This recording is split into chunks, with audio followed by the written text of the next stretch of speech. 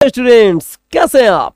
तो आज हम लोग स्टार्ट कर रहे हैं लेक्चर नंबर 2 ट्वेल्थ क्लास का जो ऑब्जेक्टिव क्वेश्चन है उसके बारे में हम लोग जानकारी ले रहे हैं। एक मैंने इसके पहले वीडियो बनाया हुआ है जो कि ऑब्जेक्टिव क्वेश्चंस के बारे में है। अभी पहला ही चैप्टर चल रहा है, बोर्ड पर लिखा हुआ है साफ साफ लेक्चर नंबर 2 स्थिर वैद्युतिकी इलेक्ट्रोस्टैटिक्स ऑब्जेक्टिव। 10-10 क्वेश्चन का हम लोग क्लास बनाए हुए हैं, बना रहे हैं ताकि बहुत बड़ा वीडियो ना हो जाए और लड़के रेगुलर उसको समझ पाएँ, पढ़ पाएँ। और उसमें क्या करिएगा, जो भी आपको डाउट हो रहा है उसको भी हम लोग क्लियर कर रहे हैं, तो आप लोग उसको फेयर कर लेना। फेयर करने के बाद उसको क्या करोगे, थोड़ा सा उसका प्रैक्टिस कर लेना, रिवीजन कर लेना, बहुत बढ़िया रहेगा। तो लेट न करते हुए पहला क्वेश्चन हम लोग देखते हैं। फर्स्ट क्वेश्चन है, आवेश का बीमा होता है। आवेश का बीमा निकालना है श्रीमान, ठीक है। आवेश चार्ज का डायमेंशन पूछ रिया है, तो सबसे पहले फॉर्मूला जानना पड़ेगा। बीमा निकालने के लिए फॉर्मूला आना जरूरी है, ठीक है। आवेश के बारे में पूछ रहा है तो एक फॉर्मूला होता है I = Q/T। ये फॉर्मूला होता है I = Q/T। I क्या है, धारा है, Q क्या है, आवेश है, T क्या है, समय है। टिक चल रही है मेरे भाई, रिकॉर्डिंग हो रही है, चलिए हो रही है। I = Q/T। I जो है ये धारा है, Q क्या है, आवेश है, T समय है। और आवेश का ही बीमा तो पूछ रही है मेरे भाई, तो सबसे पहले तिरछा तिरछी का गुना करो तो हो जाएगा Q = होगा I × T। Q = हो गया I × T। I क्या है, धारा है, तो धारा का बीमा या तो I लिख सकते हैं चाहे A लिख सकते हैं, ठीक है, दोनों होता है। बहुत सारे किताब में I का I ही लिख दिया है, बहुत सारे किताबों में A लिखता है, ठीक है। तो धारा की बीमा A हो गई और समय का बीमा T हो गया 80। ढिंका चिका। पहला क्वेश्चन, सॉरी पहला जो इसमें आंसर ऑप्शन में दिया गया है वही इसका आंसर सही है, ठीक है। तो ये अगला क्वेश्चन चलते हैं, समझ में आ रही है मेरे भाई। चलो, वोल्ट प्रति मीटर निम्न में से किसका मात्रक होता है? और रट्टा मारेगा तो थोड़ा सा प्रॉब्लम क्रिएट होगा, पढ़ लेगा तो प्रॉब्लम क्रिएट नहीं होगा। वोल्ट पर मीटर क्या लिखा है मेरे भाई, वोल्ट पर मीटर। यह है कि वोल्ट पर मीटर जो है निम्नलिखित में 4 ऑप्शन दिए गए हैं। विद्युत फ्लक्स, अब देखो तुमको याद रखना जरूरी है कि फ्लक्स को क्वचित सूचित किया जाता है, फॉर्मूला क्या होता है। विद्युतीय विभव ये क्या होता है, उसका फॉर्मूला क्या होता है। धारिता क्या होती है, वैसे रट भी सकते हो, कोई दिक्कत की बात नहीं है, लेकिन इसके बारे में समझते हैं। देखो यहाँ पे एक फॉर्मूला होता है E = देवता dV/dr। ये होता है विद्युत क्षेत्र है, या कहो विद्युत क्षेत्र की तीव्रता है, ये विभव है, ये क्या है, दूरी है। तो आप लिख सकते हैं सीधा सीधी वोल्ट पर मीटर। क्या लिख सकते हैं आप, वोल्ट पर मीटर। इसके लिए तो किसका हो गया, विद्युत क्षेत्र लिखो या विद्युत क्षेत्र की तीव्रता। तो ऑप्शन नंबर 4 जो है ये करेक्ट आंसर है। और कैसे आंसर है तो देख लो तुम सब, और इसको बढ़िया से फेयर किया करो। बना रहे हैं तो तुम लोग भी वहां बनाकर सही आंसर कैसे हुआ, रट्टा मत मारो, सही आंसर कैसे हुआ ये देखा करो। चलो अगला क्वेश्चन देखते हैं हम लोग। दिए गए चित्र में यदि आवेश Q पर कुल प्रभावी बल 0 है तो Q/Q का मान है। देखो यहाँ पे ये न्यूमेरिकल के रूप में है, अब इसको समझना पड़ेगा। क्या करना पड़ेगा, समझना पड़ेगा। ये ले लेते हैं, ठीक है, कलर। चलिए अब यहाँ थोड़ा सा ध्यान देंगे हम। ये Q पर आवेश प्रभावी बल 0 है, या तो इस Q पर होगा या तो इस Q पर। बड़ा Q दिया है, यहाँ देख रहे हो, ये वर्ग है। वर्ग की सभी भुजाएं बराबर होती हैं, ये R तो ये भी R, ये भी R, ये भी R, ठीक है। और चारों कोनों पर छोटे छोटे क्या किए गए हैं मेरे भाई, आवेश रखे गए हैं। यहाँ पे बड़ा Q, यहाँ बड़ा Q, छोटा Q, छोटा Q। अब Q पर ये बता नहीं रहा है कौन सी Q की बात हो रही है, लेकिन ये बता रिया है, ठीक है, ये बता रिया है कि बड़ा Q। तो बड़ा Q तो यहाँ पर भी है, बड़ा Q यहाँ पर भी है। तो इसको पहले समझेंगे कि किस प्रकार से मतलब हम लोग को प्रभावी बल किस पर 0 करना पड़ेगा।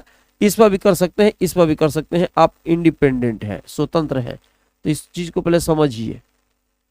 मान लीजिए यहाँ Q है, क्या है, यहाँ पर भी Q दिया है, यहाँ स्मॉल Q है, यहाँ पर भी स्मॉल Q है। R R R R ढिंका चिका ढिक, ठीक है। अब इस Q पर मान लो प्रभावी बल, हमने मान लिया कि बड़े वाले इस Q पर प्रभावी बल 0 है, तो इसके चलते इस पर बल लगेगा, इसके चलते इस पर बल लगेगा, इसके चलते भी इस पर बल लगेगा। तो ये देखो प्लस प्लस विकर्षण इधर जाएगा ढिंका चिका, ये देखो प्लस प्लस विकर्षण इधर जाएगा ढिंका चिका, ये प्लस प्लस विकर्षण इधर जाएगा ढिंका चिका। समझ में आ रही है मेरे भाई। मान लो इसके चलते लगा हुआ बल F1 इधर आ रही है और इसके चलते लगा हुआ बल F2, तो दोनों तो बराबर ही होगा।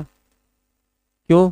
तो छोटा क्यू के चलते क्यू पर, फिर छोटा क्यू के चलते क्यू पर, दूरी भी बराबर है, आवेश भी समान है। यहाँ देखो हई आवेश समान है, हई आवेश पर लगा हुआ बल दूरी बराबर है, तो जितना होगा ये आवेश भी समान है और इस पर लगा हुआ बल और दूरी बराबर है, तो उतना ही होगा। सेम टू सेम, दोनों में कोई फर्क नहीं पड़ेगा। F1 होगा और F2 होगा। अब ये इधर जा रही है, ये इधर जा रही है, इधर को जाएगा तो बीच में से इधर बल लगेगा F, इसका ये परिणामी बल हुआ। किसके चलते हो रही है?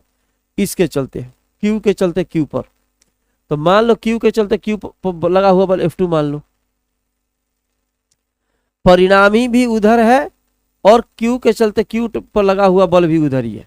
समझ लो, पहले हमने कहा इसके चलते इधर बल लग रहा है, इसके चलते इधर बल लग रहा है और इसके चलते इधर बल लग रहा है, तो एक हो तो इसके चलते इसके बल लग रहा है और इन दोनों का परिणामी भी इधर ही है। परिणामी कैसे निकलता है? देखो जैसे ऐसे है और फिर ऐसे है, तो इसका परिणामी इधर बीच में जाएंगे, ऐसे है तो इसका परिणामी बीच में जाएंगे।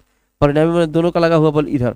एग्जाम्पल हमेशा देते हैं गुलेल का, गुलेल देखा है? गुलेल का हिस्सा रहता है, अब इसे खींच के मारते हैं, एगो बल इधर लगता है, एगो बल इधर लगता है, एगो बल इधर लगता है, दोनों दो तरफ लगता है।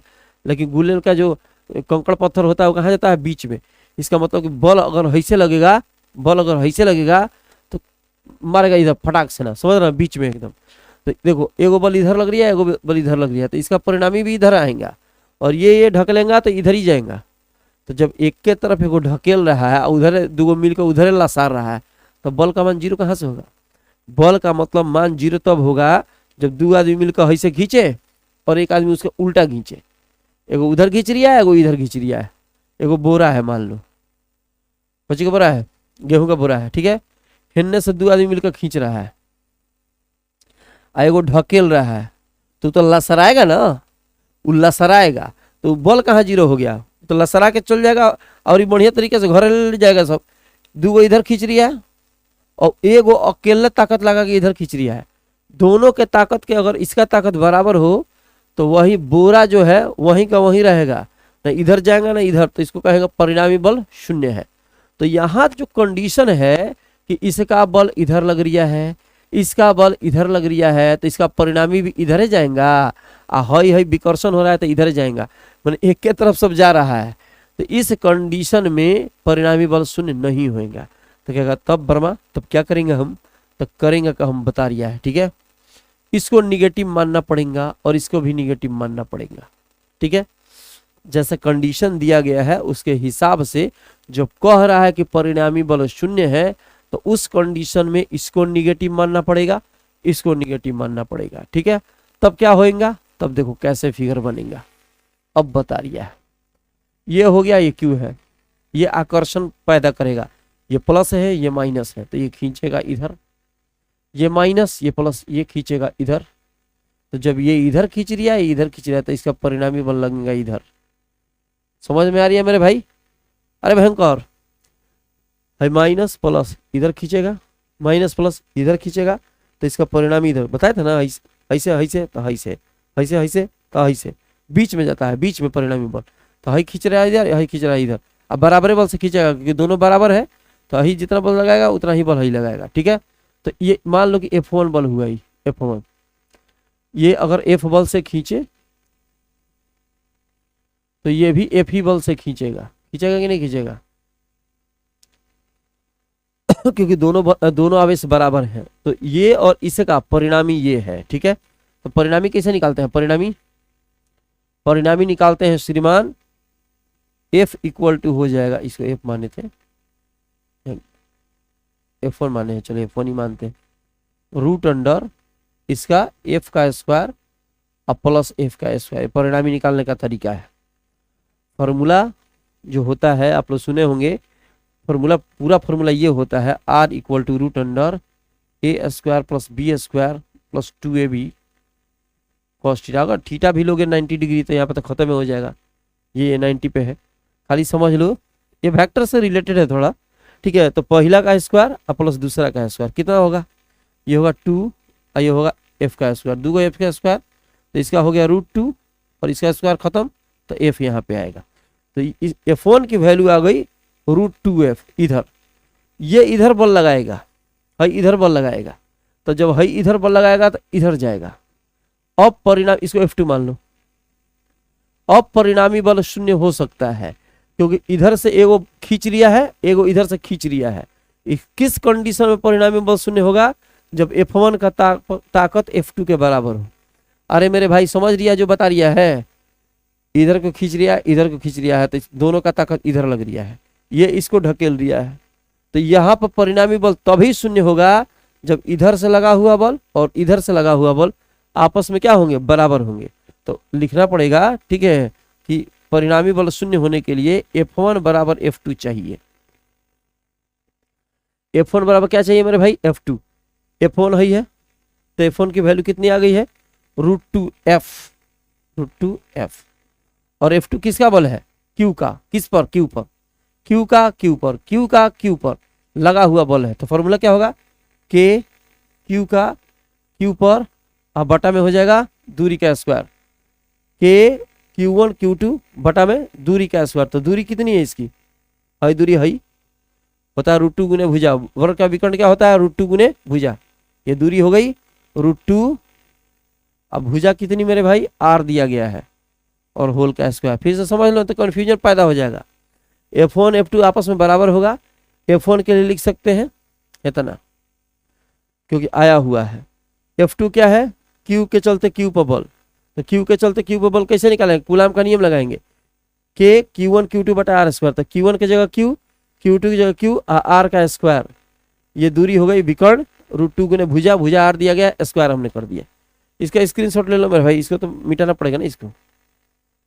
कहाँ बना दे, कहाँ यहाँ पे बना दे, छोटा, चलो इधर ही बना देते हैं, इधर दिखना चाहिए। √2 का √2, F की वैल्यू हम लोग लिखेंगे, क्या लिखेंगे मेरे भाई, F की वैल्यू लिखेंगे। तो F किसके चलते बल है, -Q के चलते Q पर बल, या इस -Q के चलते Q पर बल, तो क्या होगा, K Q1 Q2 बटा में R स्क्वायर, ये दूरी कितनी दी गई थी, R। अब क्वेश्चन आता है माइनस कहाँ छोड़ दिए सर, ये मोड में होता है श्रीमान, ये और ये मैग्नीट्यूड लिया जाता है, मोड में होता है, इसी के चलते इसका माइनस छोड़ दिया गया है। फिर से देख लो, √2 का √2, F की जगह K Q1 Q2 और बटा में R स्क्वायर, तो Q1 हाई हो गया, माइनस छोड़ दिया गया क्यों मोड में होता है, Q2 और बटा में R स्क्वायर, ये हो गया। और उधर साइड में क्या है, K Q इंटू Q और बटा में हो गया स्क्वायर करेंगे तो उसका रूट खत्म होएगा और R का स्क्वायर, कटा दीजिए, ढींका चिका ढींका चिका ढींका चिका ढींका चिका, कट गया मेरे भाई, K से K कैंसिल हो गया। अब यहाँ से अब इधर एगो Q बचा, देखो इधर क्या बचा, √2 Q, इधर क्या बचा, Q और बटा 2। अब क्वेश्चन क्या पूछ रहा है, Q बटा Q, क्वेश्चन क्या पूछ रहा है मेरे भाई, Q बटा Q। इस Q को इधर लेके जाओ, इस Q को, तो ये बटा में चल जाएगा, इस 2 को इधर लेके आओ तो हो जाएगा Q और बटा Q इक्वल टू 2√2। आपका आंसर यहाँ पे आया Q बटा Q इक्वल टू 2√2। इसका मतलब ऑप्शन कौन सा होगा, दूसरा ऑप्शन सही है। थोड़ा सा न्यूमेरिकल टाइप जो क्वेश्चन देता है उसमें थोड़ा हल्का फुल्का प्रॉब्लम क्रिएट होता है, अगर कॉन्सेप्ट क्लियर नहीं है तो दिक्कत होती है। मुझे लगता है क्लियर हो चुका होगा, ठीक है। अगला क्वेश्चन देखते हैं, चलो फटाक फटाक, इसका स्क्रीनशॉट लेना होगा तो लेते रहना। जब किसी वस्तु को आवेशित किया जाता है तो उसका द्रव्यमान, वस्तु को क्या किया जा रहा है मेरे भाई, आवेशित किया जा रहा है, ठीक है, उसका द्रव्यमान हम बता चुके हैं, कितनी बार बताए हैं कि जब भी वस्तु आवेशित कब होती है, 3 तरीके से। या तो आवेशन का 3 प्रकार होता है, एक तो संपर्क के द्वारा, संपर्क के द्वारा, दूसरा होता है घर्षण के द्वारा, रगड़ का चार्ज कर सकते हैं, संपर्क करके चार्ज कर सकते हैं, या होता है प्रेरण के द्वारा। प्रेरण क्या होता है, दूर से ही किसी वस्तु को चार्ज करने का प्रोसेस है, चार्ज करने की प्रक्रिया है। संपर्क के द्वारा सटाइएगा तब होगा, ठीक है। घर्षण के द्वारा किसी चीज को रगड़िएगा तब होगा। प्रेरण के द्वारा मतलब एक वस्तु से दूसरे वस्तु को हम दूर से ही चार्ज कर रहे हैं तो उसको प्रेरण कहते हैं। वस्तु जब सटे नहीं तब प्रेरण, रगड़ के चार्ज करेगा तो घर्षण, और संपर्क होगा तो वस्तु सटेगी, और एक वस्तु आवेशित होगी दूसरी अनावेशित होगी, और चार्ज का स्थानांतरण एक वस्तु दूसरे वस्तु में होगा। जैसे मान लो कि यहाँ पे ये चार्ज है, ये डिस्चार्ज है, हमने सटा दिया, तो सटाने के चलते इस चार्ज वस्तु का चार्ज किस में चला गया। तो चार्ज होता क्या है, इलेक्ट्रॉन होता है। जब भी कोई वस्तु चार्ज हो रही है इसका मतलब हुआ इलेक्ट्रॉन का स्थानांतरण एक वस्तु से दूसरे वस्तु में हो रही है मेरे भाई। इलेक्ट्रॉन जब एक वस्तु से दूसरे वस्तु में नहीं जाएगा तब तक आपका वस्तु आवेशित नहीं होगी। तो अगर क्वेश्चन ये भी पूछ सकता है कि वस्तु के आवेशित होने का कारण बताइए, अगर क्वेश्चन आपसे पूछ दे कि वस्तु का आवेशित होने का कारण क्या है, तो कहिएगा इलेक्ट्रॉनों के स्थानांतरण के चलते वस्तु आवेशित होती है। माने एक वस्तु से दूसरे वस्तु में इलेक्ट्रॉन जाएगा तो वस्तु आवेशित होएगा। समझ में आ रहा है, एक वस्तु से जब तक इलेक्ट्रॉन नहीं जाएगा तो आवेशित नहीं होगा। तो जब जब इलेक्ट्रॉन जाएगा अपने साथ वो अपना आवेश लेके जाएगा, अपने साथ अपना द्रव्यमान लेके जाएगा। माने अगर मान लीजिए आप ही कूदते हैं एक जगह से दूसरे जगह से कूद गए, तो वहां से यहाँ आए हैं तो हम अपना टोटल वजन अपने साथ लेकर आए हैं। अगर हम कहीं जाएंगे तो अपना टोटल वजन अपने साथ लेके जाएंगे। ऐसे थोड़ी होगा कि हम अपना वजन छोड़ के चल जाएंगे, कहा तो बहुत भारी है तो वजन छोड़ के जाएंगे तो हल्के महसूस करेंगे। वजन वहीं पर रहेगा आपका, तो आपके साथ रहेगा, सॉरी आपके साथ रहेगा। तो उसी तरह इलेक्ट्रॉन अगर इधर से इधर आता है, आवेशित कैसे होता है, इलेक्ट्रॉन के स्थानांतरण के चलते। तो मान लो कि इसको इसमें से 2 इलेक्ट्रॉन चला गया यहाँ से यहाँ, और ये आवेशित हो गया।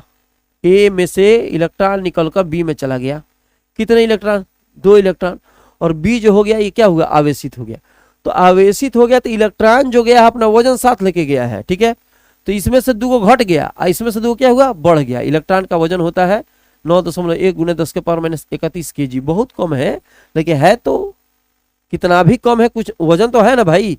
तो अगर 2 इलेक्ट्रॉन जाएगा तो 2 से गुना करना पड़ेगा, 3 इलेक्ट्रॉन जाएगा 3 से गुना करना पड़ेगा। तो जब भी कोई वस्तु आवेशित होती है तो उसका वजन बढ़ता है, और जिसमें से आवेश निकलता है उसका वजन घटता है। तो जब किसी वस्तु को आवेशित किया जाता है तो उसका द्रव्यमान क्या होता है मेरे भाई, बढ़ता है, ठीक है। आवेशित किया जाएगा तो बढ़ेगा, ठीक है। बढ़ या घट सकता है। हाँ ये भी मैंने अगर ऋणात्मक होगी तो बढ़ेगा, ठीक है, और धनात्मक होगी तो घटेगा। तो ये वाला ऑप्शन, ये वाला अगर इस तरीके से देखा जाए तो ये वाला ऑप्शन सही होगा, ठीक है। धनात्मक कोई वस्तु इलेक्ट्रॉन देती है तो धनावेशित, और कोई इलेक्ट्रॉन लेता है तो ऋणावेशित। तो जब देगा तो धनावेशित, इसका मतलब हुआ कि इलेक्ट्रॉन घट गया तो इसका मतलब धनावेशित हो गया, और चला गया तो इलेक्ट्रॉन बढ़ गया तो हो गया ऋणावेशित हो गया।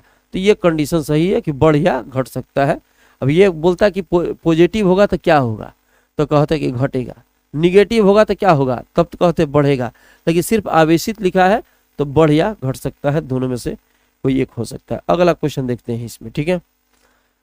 पी आघूर्ण वाला, पी को कहते हैं वैद्युत द्विध्रुव आघूर्ण, ठीक है। विद्युत द्विध्रुव ई तीव्रता वाले विद्युतीय क्षेत्र में रखा जाए तो उस पर लगने वाला बल आघूर्ण। श्रीमान इसको बात बताया गया है कि जब भी किसी द्विध्रुव को, इसको जब किसी एक समान विद्युतीय क्षेत्र में रखा जाता है तो उसका टॉर्क का मान क्या होता है, ठीक है। ये बताया जा चुका है। ये विद्युत क्षेत्र है, यहाँ पे टाउ इक्वल टू होता है P क्रॉस E।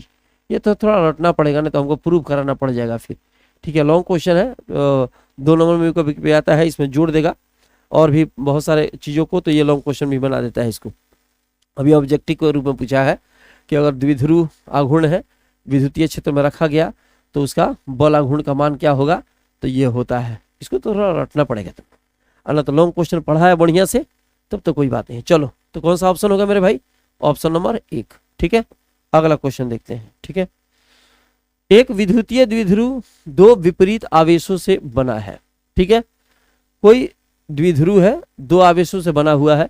पहला आवेश, देखो द्विध्रुव क्या होता है, द्विध्रुव मान लो AB है तो इस पर अगर -q है तो इस पर +q होगा, इस पर -4q है तो +4q होगा, -10q है तो +10q होगा। इसका मतलब हुआ कि आवेश बराबर होते हैं लेकिन उनकी प्रकृति एक दूसरे क्या होती है, विपरीत होती है। तो आवेश बराबर है, देखो आवेश बराबर है, नेचर अपोजिट है, वो प्लस है वो क्या है, माइनस है, बीच की दूरी दिया गया है। तो आवेश का देखो, तो Q की वैल्यू दे दी गई है, मोड की वैल्यू दे दी गई है 3.2, मोड ले लिया गया है तो माइनस वाला भी प्लस, प्लस वाला कोनो ये को चुन लो, चाहे है चुनो चाहे है चुनो, एक ही बात है। जब मोड नहीं लेना है तो माइनस भी चुनोगे तो प्लस होगा, अब प्लस भी चुनेगा तो प्लस होगा। आर की वैल्यू दे दी गई है, उसको 2a बोलते हैं। वैद्युत द्विध्रुव के बीच की दूरी को 2a या 2l से सूचित किया जाता है। तो 2a की वैल्यू दे दी गई है 2.4 10⁻⁻10 मीटर। सारे के सारे पूछे गए क्वेश्चन है श्रीमान। अब विद्युतीय द्विध्रुव का आघूर्ण क्या होगा, तो P की वैल्यू निकालनी है। इसको कहते हैं वैद्युतीय ध्रुवाकरण। सूत्र याद होना चाहिए, P इक्वल टू होता है Q इंटू 2a। अब याद रहबे नहीं करेगा तो पगलेबे नहीं करेगा। आवेश का परिमाण, किसी द्विध्रुव के एक ध्रुव के आवेश का परिमाण और द्विध्रुव लंबाई के गुणनफल को वैद्युतीय ध्रुवाकरण कहते हैं। परिभाषा भी रटे रहेगा तो आराम से बनेगा। Q, अब यहाँ पे Q की वैल्यू कितनी है 3.2 10⁻⁻19। 2a की वैल्यू कितनी है 2.4 10⁻⁻10 है कि नहीं मेरे भाई। गुना कर दो, इसमें गुना करो 32 24, ये 8 हुआ, ये 12 होगा, ये 4 होगा, ये 6 होगा, 8 6 7, 2 अंक के बाद दशमलव पड़ जाएगा 7.68। आधार समान है तो पावर को जोड़ देंगे तो -19 में -10 जोड़ो तो माइनस हो गया 29। इतना आ गया कूलम मीटर। कौन सा ऑप्शन है 7.68 10 के बाद -29, ये वाला है। ये वाला सही है मेरे भाई, इसमें भी था लेकिन यहाँ पे पावर जो है थोड़ा गड़बड़ दिया गया है, तो ये वाला करेक्ट आंसर होगा। इसको उतारना होगा तो उतार सकते हैं। चलो अगला क्वेश्चन देखते हैं। एक आवेशित चालक की सतह के किसी बिंदु पर विद्युतीय क्षेत्र की तीव्रता 0 होती है, सतह पर लंब होती है, सतह के स्पर्शी होती है, सतह यह अभिलंब होती है। ठीक है, याद रखना चाहिए मेरे भाई कि कोई चालक है तो चालक पर जो विद्युतीय क्षेत्र की तीव्रता होती है वो तल के क्या होती है 90 डिग्री कोण पे होती है, लंबवत होती है। तो ये थोड़ा रट लेना, तो ये वाला क्वेश्चन आ गया। अब इसके बारे में भी आप निकाल सकते हैं चाहे तो E.ds इस तरह से, ठीक है। और उसमें फ्लक्स की वैल्यू 0 हो गई, डॉट पर हटता है तो cos थीटा आता है। अब उतना समझने की जरूरत नहीं है, ये 0 cos थीटा ये इधर गया तो ये 0 cos 90, cos खत्म, थीटा इक्वल टू 90। ठीक है, उतना जानकारी की जरूरत नहीं है। अभी खाली समझ लो कि एक आवेशित चालक की सतह के किसी बिंदु पर विद्युतीय क्षेत्र की तीव्रता कितनी होती है, सतह के लंबवत होती है। आगे चलते हैं। लास्ट का क्वेश्चन है विद्युत द्विध्रुव आघूर्ण का SI मात्रक होता है। भाई इसके बारे में पढ़ा चुके हैं हम, ठीक है। विद्युत द्विध्रुव आघूर्ण का SI मात्रक होता है, ठीक है। अब यहाँ सब समझेंगे, ठीक। कूलम ये फॉर्मूला होता है P equal to Q into 2a। इसका हो गया कूलम और दूरी का होता है मीटर। तो कौन सा आंसर हो गया कूलम मीटर, ये वाला हो गया। डैश का मतलब कुछ समझ मत लेना कि -19 लिखा है, ठीक है। इसका मतलब हुआ कि यहाँ कुछ नहीं है, ठीक है, गुना के रूप में है, गुना के रूप में है। तो कूलम मीटर ये वाला आंसर हो गया, ठीक है। तो इसको बढ़िया से फेयर करें, याद करें और समझे कि ऑब्जेक्टिव में जो ऑप्शन दिया गया है वो कौन सा आंसर क्यों होगा। नहीं तो सिर्फ रटिएगा, रटने से कुछ होने वाला है नहीं, ठीक है। मिलते हैं छोटे से ब्रेक के बाद, तब तक जहाँ रहिए स्वस्थ रहिए।